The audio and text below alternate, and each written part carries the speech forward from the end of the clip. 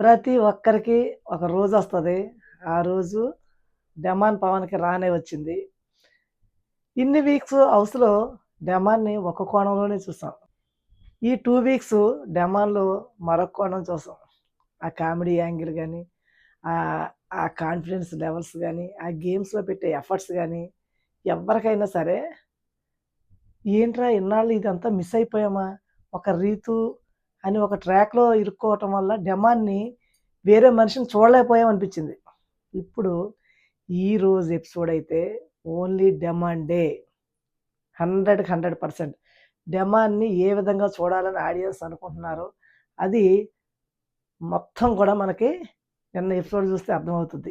ఆ comedy angle గాని, అలాగే గేమ్స్‌లో పెట్టే ఎఫర్ట్స్ గాని, అయి ఫన్నీ గేమ్స్ అని తెలిసినా కూడా ఎక్కడా గివ్ అప్ ఇవ్వకుండా ఆడటం గాని, ఆటలో అన్నిట్లో తనదే పైచేయి అవ్వటం గాని, ఈ హౌస్‌మేట్స్ అందరూ కూడా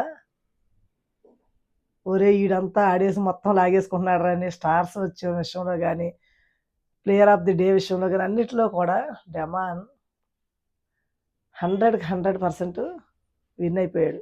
ఆడియన్స్ హృదయాలను దోచుకున్నాడు. ఈ ఎపిసోడ్‌లో చాలా బాగా చూపిచ్చారు. తను గేమ్స్‌లో పెట్టే ఎఫర్ట్స్ అసలు ఆ బోన్ టాస్క్‌లో చూడండి.